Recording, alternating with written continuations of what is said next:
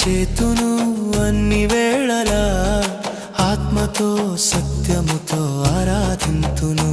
నా ప్రాణ ప్రియుడు యేసయ్యకు, నన్ను కన్న తండ్రి నా యేసుకు.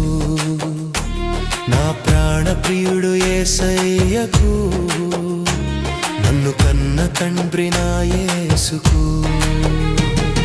స్తుతిస్తూ